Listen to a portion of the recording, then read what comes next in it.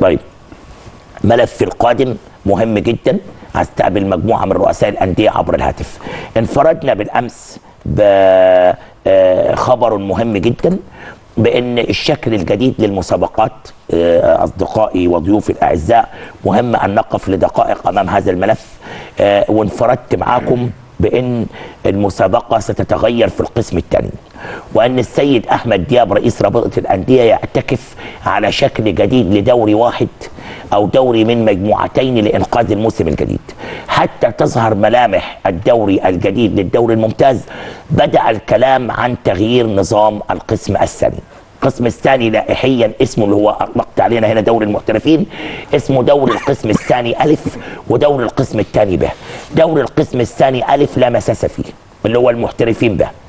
دوري القسم الثاني ب عباره عن 3 مجموعات مقسمين، كل مجموعه الف وب يعملوا اجمالي 6 مجموعات.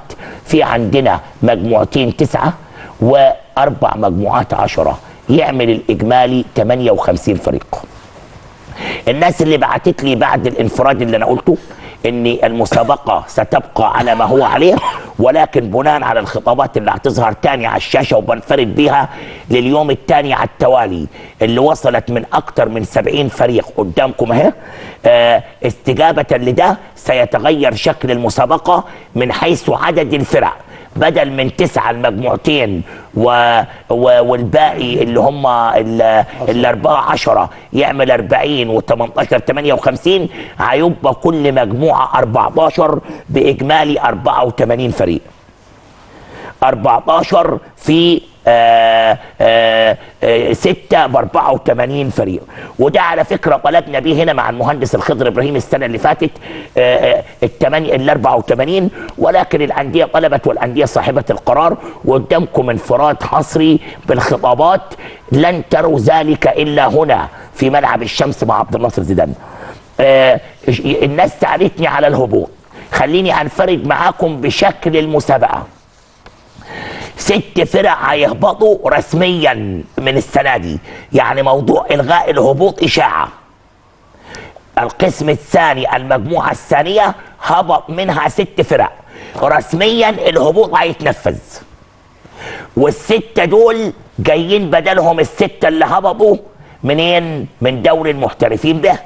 يدينا العدد بدل ببدل، يهبطوا 6 من ال6 مجموعات الف وب. الهبوط قائم للمرة الثانية، اللي بيقولوا ما فيش هبوط إشاعة. الفريق الأخير في المجموعات ال6 في القسم الثاني، المجموعة الثانية قائم ما فيهوش إلغاء، وال6 اللي هيهبطوا الأواخر هيجي ال6 بدل منهم اللي جايين من المحترفين، يبقى يفضل العدد القديم زي ما هو 58. هنكمل ال 84 ازاي؟ انفراد ثالث من توالت القسم الثالث. طبقا لما التوالد بتوع الاسم الثالث هيتعامل بينهم. اذا كان العدد كبير الاتحاد هيعمل قرعه، او اذا كان هيعمل مواجهات مباشره سيقرر ذلك لجنه المسابقات.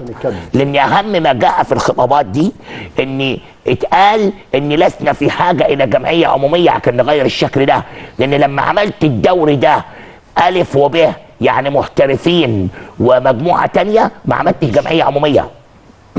فاذا الانديه بتكلف كجمعيه عموميه مجلس الاداره اعمل زي ما عملت السنه اللي فاتت، وبناء عليه حصريا وعلى مسؤوليتي من غير جمعيه عموميه.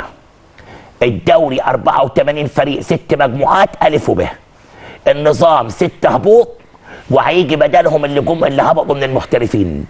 الباقي هيتكمل من افضل توالت طبقا للقواعد التي تعلنها لجنه المسابقات. معايا اول مكالمه تليفونيه عشان ناخد التعقيب في الاخر. اول مكالمه تليفونيه، ده انفراد مهم جدا لان كل انديه مصر دلوقتي بتتابعكم. صحيح. وده اصلا لا تقول لي اي قناه ثانيه بتجيب الحاجات دي ولا يحزنون. ده شقى السنين بتاعي ده. ايوه شقى السنين. عمري. لا ده المال الحلال. المال الحلال اهو. الشغل الحلال. ولا حد يعرف في مصر يلعب في الحته دي تقول ما الحمد لله حي. معانا مين يا جماعه؟ الاستاذ جمال الصرفي. جمال بيه الصرفي، السلام عليكم. وعليكم السلام استاذ عبد الناصر، واهلا بيك واهلا بكل ضيوفك الكرام واهلا بكل مشاهدي ملعب الشمس. حبيبي ربنا يخليك يا جمال بيه. اولا يعني خليني بس احيي حضرتك وكل الناس في النادي عندك واقول لك يعني اهم حاجه التاكيد على انكم انتم مش محتاجين جمعيه عموميه لتغيير شكل ونظام المسابقه. هقول لحضرتك على حاجه صعب ناصر. علاقتنا بالاتحاد المصري لكره القدم محترمه جدا. كنا في اجتماع قريب مع جمال بيه علام وخالد بيه الدرندلي والدكتور ابو كومي والدكتوره دينا وسياده اللواء مشهور، واتكلمنا قلنا ان شكل المسابقه ما ينفعش فرقه دوري فيه 8 فرق او 9 فرق او 10 فرق، ما يبقاش دوري. وما ينفعش تعمل كده مجموعات في 21 لو انت مش عايز تعمل اي حاجه. مفيش فرقه شعبيه زي نادي بيلا اللي انا اول مجموعتي خلاص انا صاعد يعني. ايوه طبعا، واحنا باركنا لك بصفتك رئيس نادي بيلا انك انت صعدت رسميا وبعرقك ومن خارج ملعبك. الحمد لله. يعني ومع ذلك متضامن مع ال 14 فريق. مفيش دوري في العالم كله بيبقى 10 فرق او 9 فرق، مفيش نهائي. على الشاشه معانا كمان خطاب نادي بيلا رسميا اللي بيطالب بتغيير شكل المسابقه. الكلام ده وانا اول المجموعه وصعدت كمان، ومع ذلك بنتكلم ليه بقى؟ ما نيجي على دوري المحترفين اللي هو استنسخ من الممتاز ده بنفس الطريقه دي كده. هقول لحضرتك على حاجه، مكادي النجوم ابو قير المصريه، هات لي فرقه شعبيه فيها. هو دي دجله، رايه، القناه، السكه الحديد، بروكسي، مصر المقاصه، مصر التعدين، كل الفرق كده، لا فيينا.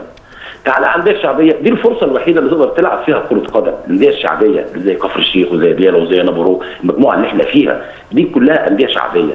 زي ما احنا كلنا المنصوره محترفين وكنا نتمنى تصعد الدوري الممتاز. اجي شكل المسابقه بيبقى 14 فريق تقدر تلعب 26 مباراه، يبقى دوري قوي. خلاص يا بص يا جمال بيه، احنا تخطينا ده. انا بقول لك على مسؤوليتي 14 فريق في ال6 مجموعات الف وب، وبناء على طلبكم الابقاء على الف وب عشان النفقات، عشان عايزين نتخطى ده ونبدا نتكلم نبيع ازاي ونجيب فلوس يعني. بس انا عايز اكد على حاجه، هل في خطابكم طلبتوا جمعيه عموميه عشان تغيروا الشكل؟ اللائحه ما بتقولش كده يا استاذ ناصر. اللائحه بتقول ان شكل المسابقه، والنبي يا جمال بيه جاوبني الاول يا فندم، جاوبني بايوه او لا. لا لم تطلب جمعيه عموميه. لا مطلب جمعيه عموميه، لازم دوري المحترفين اتعمل من غير جمعيه. خلي بالك بص، الدوله كلها بتسمع كلام رؤساء الانديه الان واتحاد الكوره عشان في لغط. هل طلبت جمعيه عموميه لتغيير الشكل؟ لا، لشكل المسابقات. شكل المسابقات لان هم لما عملوا الشكل بتاع السنه اللي فاتت عملوا جمعيه عموميه؟ لا اللائحه بتتنزل. الله ينور. عشان كده انا سالتك ليه السؤال ده عشان تقول لي نص اللائحه. اتفضل. من حق دلوقتي ان الاتحاد المصري يغير في شكل المسابقات كمجلس اداره. طالما هيفيد اللعبه نفسها، طالما هيفيد اللعبه غير في شكل المسابقه. ما انت ما تجيش تعمل لي 21 فريق وتقول للانديه الشعبيه تصرف. لا يا استاذ مصر، ما نقدرش نصرف على 40 مباراه، ما نقدرش نصرف 40 مباراه. وما تجيش تقول لي 8 فرق و9 فرق و10 فرق وتلعبها.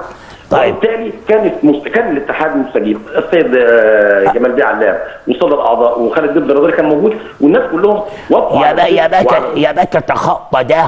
كلهم ناس افاضل وفوق دماغنا. احنا بنتكلم الانديه لم تطلب جمعيه عموميه وتطالب بتغيير شكل المسابقه طبقا لما تم الموسم الماضي. احنا قلنا لهم من حقكم انتوا تغيروا شكل المسابقات، مش محتاجه جمعيه عموميه. اشكرك شكرا جزيلا جمال بيه الصرفي. الجمعيه العموميه اللي هتتعمل عشان نسبه الرعايه والبث.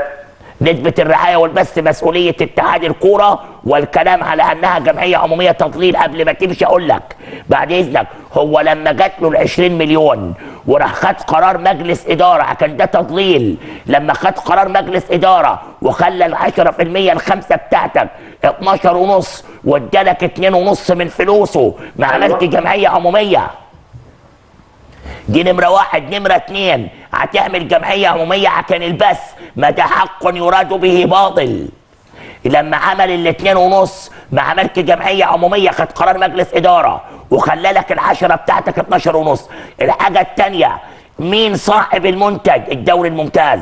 هل قال لك ان الدوري الممتاز موافق الاهلي والزمالك وباقي الأندية يدوك حاجة غير 10%؟ لا طبعا، مستحيل. يبقى اذا حق يراد به باطل. لان تابع الحلقه للاخر عشان تعرف ليه دخلك من البث بعد ما فشل يدخل من تغيير المسابقه. اشكرك شكرا جزيلا جمال بيه الصرفي رئيس نادي بيلا.